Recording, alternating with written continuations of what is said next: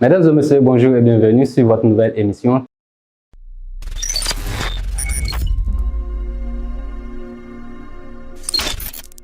Actualité faisant, nous avons choisi aujourd'hui de parler de la rencontre entre le chef d'État et la presse nationale.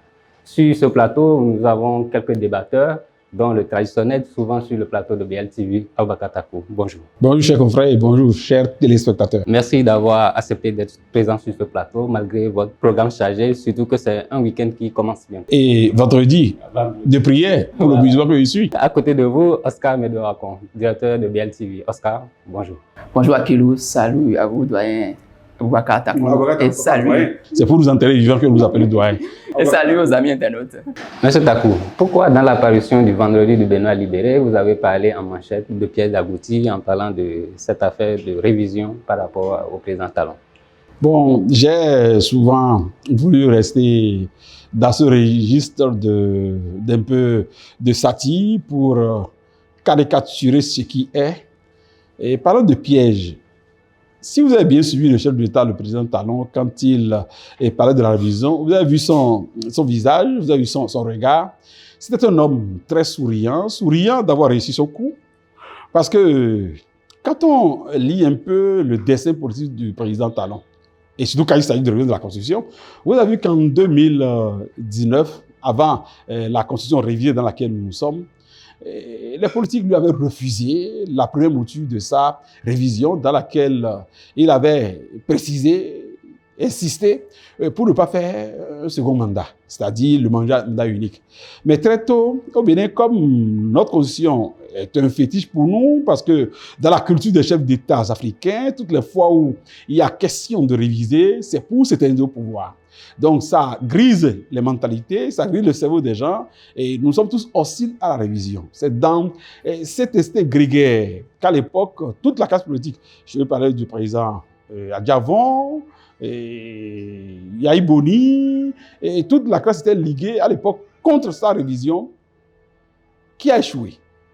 Mais pour revenir, il est revenu avec une assemblée monocolore qui a tout accepté. Eh bien, vous savez, il y a une seule main qui ne pose pas d'acte qui ne soit pas critiquable, c'est la main qui ne pose pas d'acte. Ils ont posé d'acte, ils ont fait une révision et qui comporte des coquilles. Parce que, vous savez, la perfection n'est pas de ce monde. Mais vous touchez et vous revenez encore toucher. Est-ce qu'il faut... Oui, revenir toucher, même si c'est le chef d'État qui est en arrière-plan, il se fait que c'est un député, en l'occurrence du BR. Je vais parler de Hassan Seibou, qui a fait cette proposition de loi. Et avant d'en arriver là, le chef de l'État les avait tous reçus, à savoir LD, et UPR et son autre parti, le BR. Il était question d'une relecture. Bon, tardivement. Parce que, bon, elle n'a pas de représentant au Parlement et ce qui intéressait le président, il faut l'avouer, c'était les parlements, c'était les députés. Donc, c'était question de répondre à la gestion de la Cour constitutionnelle, de retoucher un peu le calendrier électoral. Or, réussir à toucher le calendrier électoral, rester dans la dynamique pour que les choses aillent bien, pousse nécessairement toucher à la Constitution. Parce que quoi? Il faut que les députés qui sont là, qui souhaitent parrainer, parrainent. Et pour parrainer, ce calendrier électoral ne règle pas le problème. Et pour que ça passe, il faut toucher au mandat du président Talon, qu'il a d'ailleurs accepté. Mais on part toujours à son mandat, ça passe de révision. Vous avez vu, c'est un peu alambiqué. Et c'est pourquoi il a dit, d'ailleurs, il dit à ses partenaires politiques, en l'occurrence, c'est les députés de ces deux partis, il leur a dit, mais si vous n'êtes pas d'accord pour voir la chose de bon côté, c'est que après vous, d'autres viendront réviser. C'était un mot qui lui avait échappé. D'autres l'ont repris, ça nous a permis nous d'avoir l'information. Mais quand on voit le président qui a parlé hier, il a dit qu'il renonce à tout, il ne veut plus complète de révision, d'ailleurs qu'il n'était pas à l'initiative et que maintenant il est partisan pour qu'aucune virgule ne soit ôtée de cette révision-là. En parlant ainsi, c'est qu'il veut que les choses évoluent avec le visage actuel que cela a, ce qui est impossible. Car ce schéma lui permet, lui, Patrice Talon, d'être là pour monter la prochaine législature. Et comme c'est lui qui est aux commandes, parce que là, à la différence des chefs d'État qui vont affaiblir, en s'affaiblissant au fil du temps pour la fin du mandat, c'est que Patrice Talon, lui, là, encore la latitude de faire venir d'autres députés. Ce faisant, il est encore fort. Et ces députés qu'il va amener prochainement, ça sera des députés de son sang, en griffe.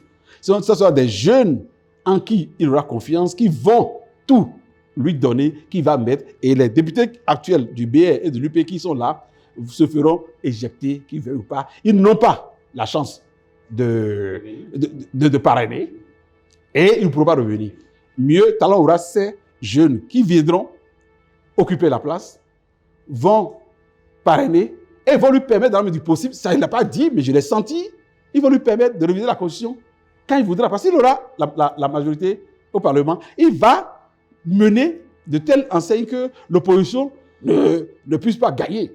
Sur de voir, vous savez, nous sommes en Afrique, hein, il faut appeler le chat chat. Le président, dans notre pile, qui est au pouvoir, a les manettes et sait comment il magouille, il grouille pour avoir ce qu'il veut. Je crois que les actuels députés ont intérêt à lire entre les lignes et de façon vigilante la proposition de Hassan Seibou, étant donné que c'est ce qu'ils voudront qu'ils vont faire voter, faire le vote actuellement, pour ne pas courir le risque de laisser d'autres voter des choses à leur place. Aujourd'hui, le président s'est affiché en disant qu'il n'est pas dans un troisième mandat. Il a dit devant le monde entier, il faut le piéger, il faut voter la proposition qui sera révisée avec les partenaires de l'opposition pour donner réellement ce dont a besoin la Constitution béninoise sans tomber dans les caprices d'un chef d'État. Parce que, avouons-le, quand il devient chef d'État, il ne commence pas à développer cet attachement, cette fusion avec le fauteuil. Donc voilà pourquoi j'ai parlé de piège d'Agouti, un piège que les députés sont appelés à éviter. Parce que vous connaissez Talon. Talon, quoi qu'on dise, hein, il faut lui concéder. C'est un être humain qui a une intelligence très au-delà de la norme. Et il faut le suivre avec, pour ne pas tomber dans son piège. J'ai parlé de piège d'Agouti, c'est une invite aux députés de savoir qu'il y a un piège. Quand Talon rit, il faut savoir qu'il y a un piège là. Oscar, vous qui étiez à cette rencontre-là, comment avez-vous trouvé le chef d'État, Patrice Talon, l'homme? Hier, j'ai trouvé un chef d'État, Patrice Talon, trop sincère pour ne pas réviser la Constitution. Mais il a dit, quand il venait au pouvoir, qu'il allait faire un seul mandat. Mais vers la fin de son premier mandat, il a fait le tour des 77 communes du Bénin. Et au terme, il a dit que la population, au regard des chantiers et des travaux qui ont été abattus à la tête de la nation, la population aurait voulu qu'il fasse un second mandat, ce qui a été fait et il est là actuellement.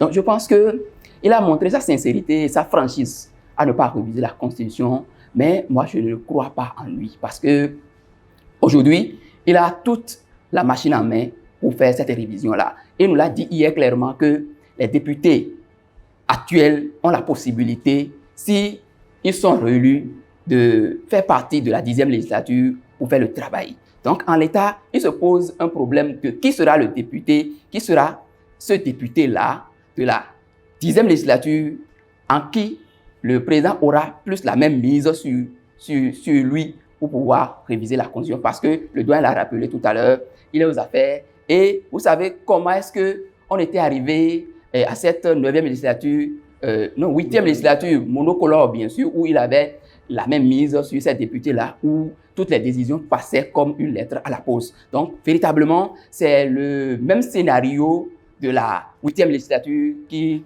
va être encore répété d'ici là. Donc, je pense que ça ne sera pas un truc monocolore, mais l'opposition...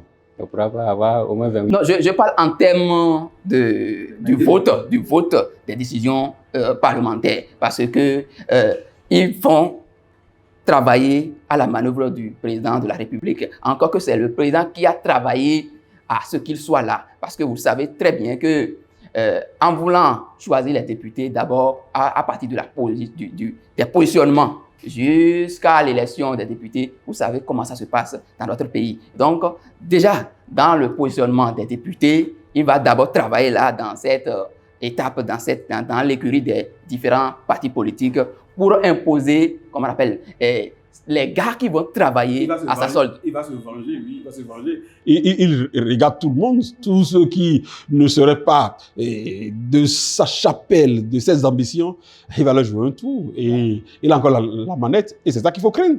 Absolument, absolument. Et donc, je pense que les députés en fonction doivent savoir lire, comme le font très souvent les députés LD, qui ne croient jamais, presque pas, le président Patrice Talon. Parce que quand le président Talon dit 1, il faut déjà analyser et aller d'abord à l'étape 5. Parce que nous sommes en train de parler de la révision de la Constitution. Mais le président de la République n'est plus là. Il est déjà dans son troisième mandat déjà. Parce que c'est quelqu'un qui réfléchit à une nulle autre Comment troisième mandat? Troisième mandat, peut-être que... Pourquoi troisième mandat? Mais non, je pense que lui, il a déjà vidé le dossier de la révision. Et si, entre-temps, la révision de la Constitution est hâtée, il doit être, comment on appelle, positionné et il fait la présidentielle. Non, il ne part pas.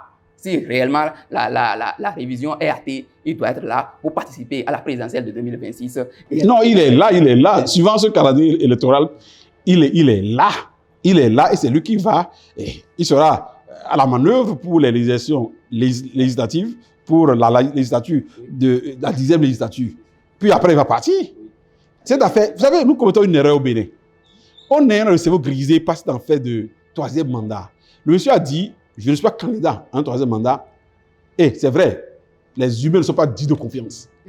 Faites-lui confiance, piégeons-le. Mais je pense que c'est vrai que je ne suis pas député, mais quand on aura fini les législatives, on aura terminé les législatives et le président aura la plénitude et il n'aura aucun blocage pour pouvoir sortir, pour pouvoir partir librement et qu'il a la facilité d'être le président en exercice de notre pays en 2026. Il pourra facilement... Oui, voilà pourquoi il faut réviser ça maintenant, que dans cette nouvelle réforme, dans cette révision, son mandat sera écouté et on va vite se passer de lui. Quand quelqu'un est trop intelligent, tous les moyens intelligents pour le verrouiller. Donc, il revient aux députés d'être vraiment vigilants et de lire entre les lignes pour pouvoir contrecarrer M. le Président. Je pense qu'il a été clair hier parce qu'il disait qu'au Bénin, que nul ne fera plus de 2 mandats dans sa vie. Il a encore répété ça hier.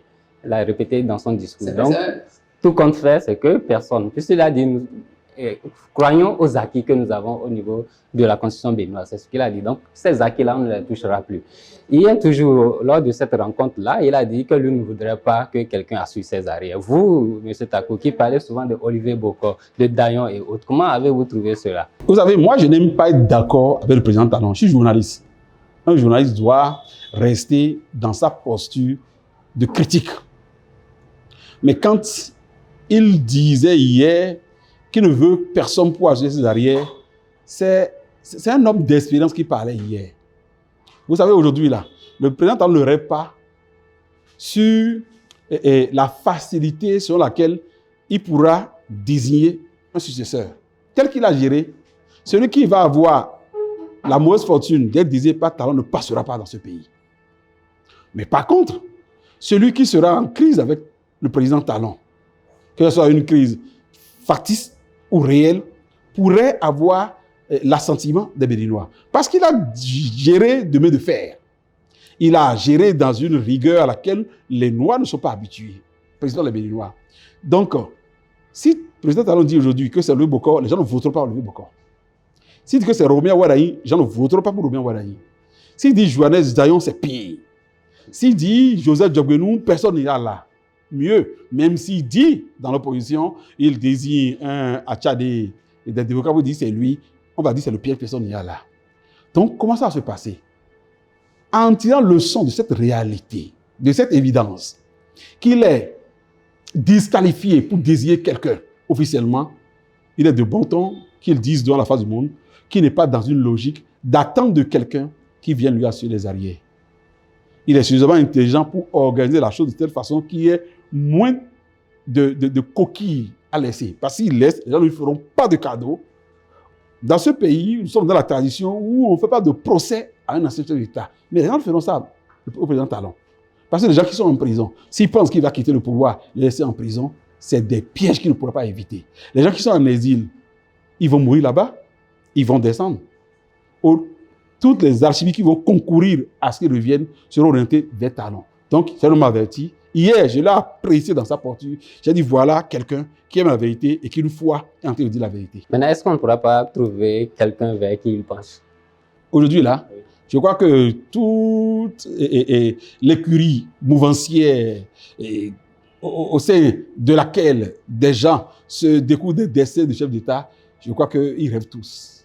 C'est-à-dire, je ne vais pas je vais pas faire de la publicité pour quelqu'un, mais je crois qu'au sein de la mouvance, il y a peut-être une ou deux têtes qui pourront être pardonnées de leur participation au coup du président Talon et pourront voir leur candidature acceptée. Mais ça ne sera pas facile. Quand on a géré tel que le président Talon l'a fait, on n'a pas droit à cette fortune de désirer quelqu'un que les autres vont supporter. Mais Oscar, vous qui suivez souvent les actualités de Olivier Bokor avec les mouvements, au regard de ce que le président a dit hier, mais bien avant ça en disant qu'il n'avait pas quelqu'un vers qui il voudrait qu'on puisse voter, les mouvements OB, c'est pas encore, c'est toujours d'actualité? Je pense que oui, les mouvements OB sont toujours d'actualité. Et actuellement où nous parlons, il y en a qui doivent sortir demain samedi.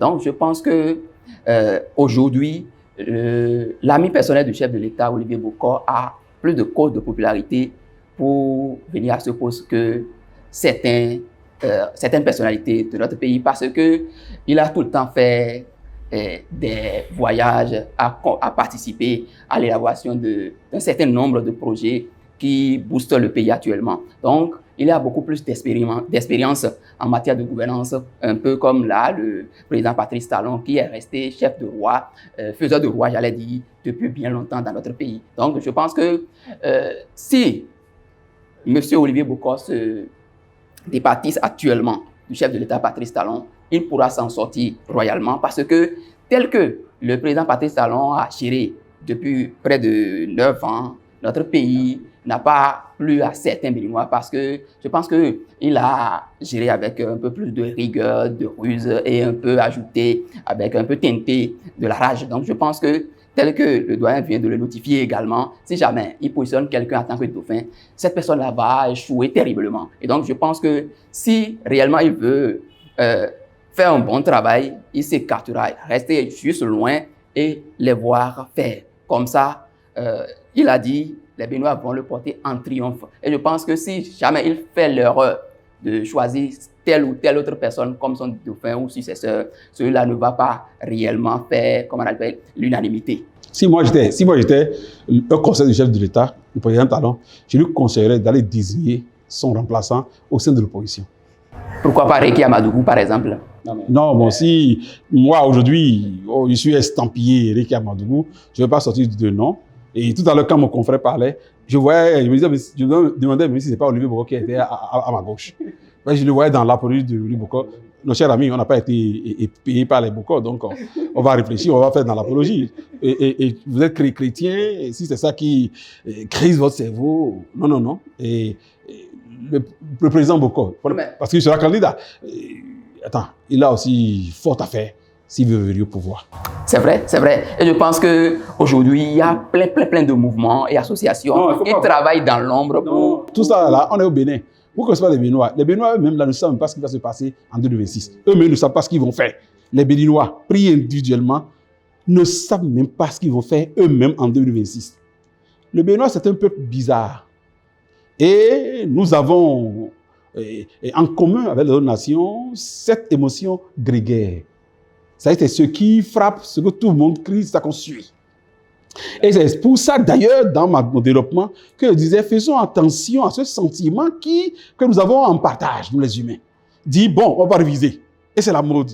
Le président il a dit, ne révisons pas. Et vous dit, ne révisons pas. Il y en a au sein des démocrates, comme à l'UP, le renouveau, qui reste en arrière-plan pour dire, ne révisez pas, il veut revenir. Parce que, évidemment, le président Talon n'est pas aimable. Il n'est pas facile de mettre Talon.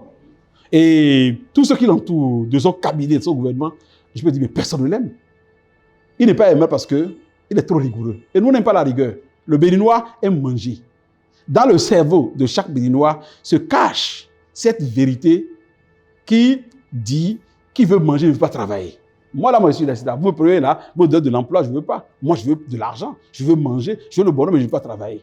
Mais personne ne l'assume. Tout le monde veut montrer qu'il est un homme vertueux, il est ceci. Non, le président Talon, il a sa manière qui va développer le Bénin, mais qui ne fera pas qu'on le porte facilement en triomphe. Parce que toutes les réalisations là, un Béninois là, quel ministre a mangé dans la réalisation? Vous pensez qu'ils sont d'accord, les ministres là? Mais ils vont le vénérer, ils vont le déifier, ils vont dire « Excellent, monsieur le président », mais dans leur fond intérieur, là, vous pensez qu'ils vont l'aimer? Parce que sous dossier, sous Boriyaï, quand tu es ministre de l'Intérieur, de ci, de ça, on sait ce que tu gagnes. Aujourd'hui, tu es ministre, tu ne gagnes rien. Tu ne peux pas gagner pour nous donner, nous autres. Donc, vous pensez que nous qui sommes contents du président? Non, personne n'est content du président. Mais tout le monde fait avec. Et c'est pourquoi ceux qui osent s'affirmer pour dire au président, pour dire à la fin du monde, monsieur le président, on ne peut pas vous aimer, mais si vous faites bien, mais faites ci, sont eux là qui devraient écouter. C'est vrai, et justement, à ce propos, vous avez raison. Parce que hier, le chef de l'État, Patrice Talon, a reçu au Palais de la République les journalistes, les professionnels des médias, et il ne leur a pas donné de l'eau. Ça m'a étonné. Et aussi, je crois que, attendez, si vous permettez, très bien. Et j'ai demandé à savoir si les conseillers, les membres de l'administration du palais ne peuvent pas demander au président Patrice Talon, après 8 années de service rendu à cette nation, de ne pas vraiment collaborer franchement avec les professionnels des médias. Je pense que quand vous allez à une simple activité, on vous soulage, hein, et on vous donne de l'eau, de simple l'eau même, aura, comment on appelle, un véritable impact que ce que je dis. Ouais. Donc franchement, moi... Le cocktail, oui. Dans notre tradition à valeur constitutionnelle. Ça, le cocktail, c'est comme une institution. Voilà. Hein? Oui, Quand vous allez quelque part, hier, et ça manquait à l'élégance du Patrice Talon. Il ne peut pas avoir rencontré des journalistes qu'il n'avait jamais vus auparavant. Parce que nous n'avons de cesse de décrier le fait de ce mépris dont nous sommes victimes de la part du système qui est là, de la part du président Talon. Il devrait nous accorder l'attention dont nous sommes méritants. On n'a pas vécu. Lorsqu'on a appris que le président a finalement décidé de recevoir la presse écrite, c'est nous qui sommes nombreux. Moi, j'étais aux anges. Et dans l'invitation qui m'a été adressée, quand j'ai vu que c'était un journaliste, un reporter, s'il s'agissait de télé, j'ai dit à la direction de communication, j'ai dit, bon, moi je vais envoyer 3 reporters, mais j'ai du matériel, je fais dans de la grosse production, parce que c'est une première fois que le chef d'État, en l'occurrence Talon, intervenait. On m'a dit non, ce qui est normal, parce qu'ils ont leur programme, leur organisation, mais je ne pouvais pas, moi, Boubacar Takou, sortir ma grosse bedaine, ma grosse tête, pour ravir la vedette à vous deux, cadres de la maison. C'est alors que je suis éclipsé, pour que vous puissiez aller là-bas. Et c'est de votre compte rendu que j'ai vu, j'ai attendu, quand vous avez arraché les téléphones, les enregistreurs. Nous, le téléphone aujourd'hui est un outil de travail pour les journalistes. En aucun cas, devant notre président, on ne peut pas nous retirer notre matériel de travail. On ne peut pas nous interdire de prendre le son. Parce que nous sommes dans une dictature.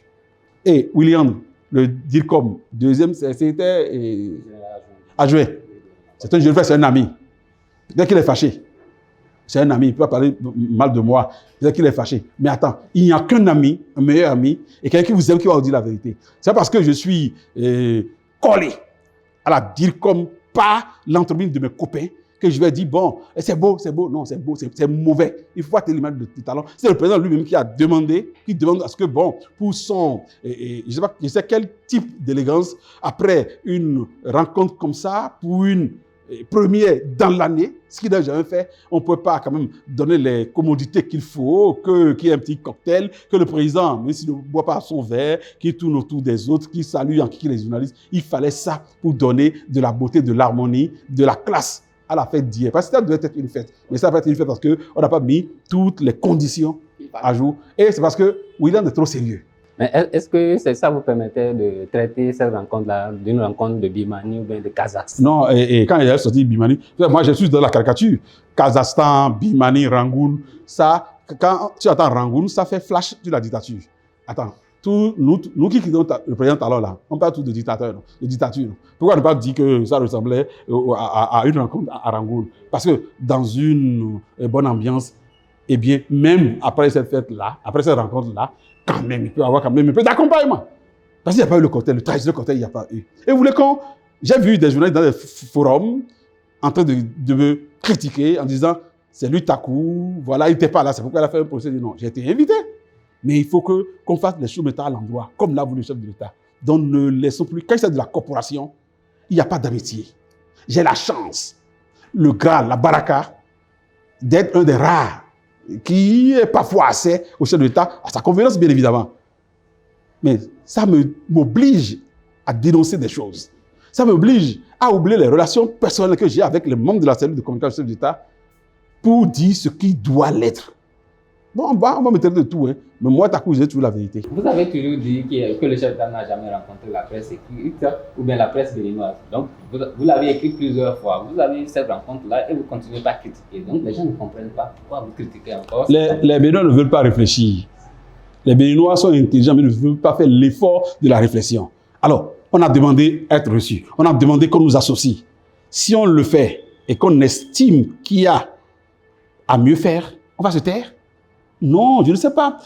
Pourquoi les gens dans notre pays veulent souvent se mettre dans ce carcan où il n'y a pas de l'expression. Nous sommes journalistes. Notre denrée là, la meilleure, c'est notre liberté d'expression. Si on ne peut pas dire ce qu'on pense, on n'est plus journaliste. Ou du moins, on ne peut plus donner sa chance à cette profession. Oui, on a voulu, on a prié, on a pleuré pour que le chef d'État nous associe, nous presse écrits dorénavant à ses sorties. S'il l'a fait, on va critiquer si c'est mauvais. Est-ce que, dans sa prise de parole, sa taquinerie très élégante, qu'il faisait à l'endroit de notre confrère, c'était qui même là, Rodrigue Asinobé. Le président l'interrogeait presque. Et c'était beau. Et il prenait la parole. Non, il y a une belle dynamique. Ça, là, on va saluer. Mais en même temps, si on ne nous a pas permis d'installer nos micros au pupitre, on va dire que c'est bon. Non, la présidence a ses réalités. Mais nous, quand on se déplace, nous déplaçons avec notre production. C'est pourquoi hier, là, j'ai été très content et c'est le moment de remercier ma cellule technique. Ils ont fait du boulot, ils ont fait un teaser génial qui a dépassé la production du palais. J'étais content. Et même le président, si d'aventure, il nous avait suivis sur YouTube, il va se dire, au BRTV, ils ont du génie. Et ce génie, c'est ça qui le séduit. Évidemment, je ne dis pas ça pour aller au palais, non, moi jamais. Moi, je suis très libre. Et j'ai dit, moi, je ne veux pas du boulot, je veux de l'argent. Le boulot, je l'ai fait. Ça fait au moins, les gens ont moins de 30 ans d'expérience dans ce métier. Donc, j'ai encore à faire, j'ai encore à donner. Donc, moi, je dis toujours ce que je pense, je dis toujours, même dans la pression. Nous tirons vers la fin, mais je reviendrai, avant de donner la parole à Oscar, je reviendrai sur cette affaire de golf, puisqu'il est revenu hier sur golf et je vais voir votre point de vue par rapport à ça. Non, je vais revenir d'abord, mais je vais donner d'abord la parole à Oscar. Oscar, par rapport à ça. Oscar, bravo. Donc, par rapport à la situation de nos confrères de Golf FM ou du groupe de presse La Gare du Golfe, le président a exprimé sa désolation parce que lui-même, il a dit quand il prend sa commande pour allumer, il n'arrive plus à tomber sur cette chaîne-là. Et donc, il a demandé, comme on appelle, au doyen Soumanou d'emprunter les voies de recours pour que nous ayons une suite favorable à cette situation.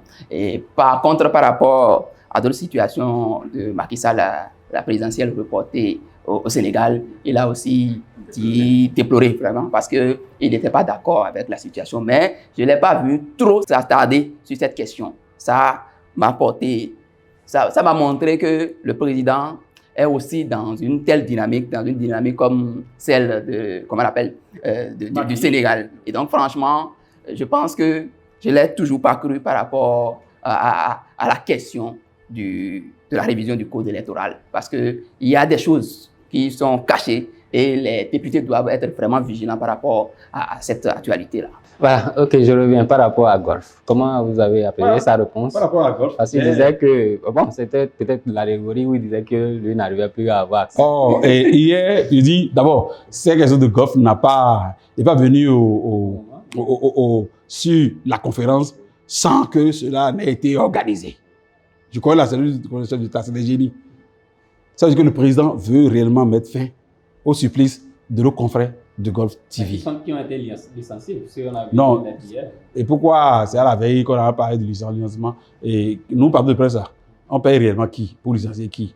Et tu sais, on ne va pas, malheureusement, rentrer dans certains détails. Ce que le président a dit hier là, c'est une comédie d'élégance assez voilée qui, quand il cherche, il ne voit pas. Non, au Bénin, on a toujours rêvé, dans le monde, en Afrique surtout, d'avoir des institutions fortes qui vont résister aux hommes forts. Parce que c'est un désastre d'avoir des hommes forts. Il faut avoir des institutions fortes. Ça, c'est Obama, ça. Ah, je n'aimais pas rappeler que c'était lui. Vous voyez la RAC là. Malheureusement, sous cette version de la RAC là, c'est le chef d'État qui va toujours avoir pion et voir au chapitre. Est-ce que cette décision a été prise sans le président Talon? Bien évidemment, mais comme il a dit, bon, qu'il a capté, il n'a pas trouvé, c'est beau.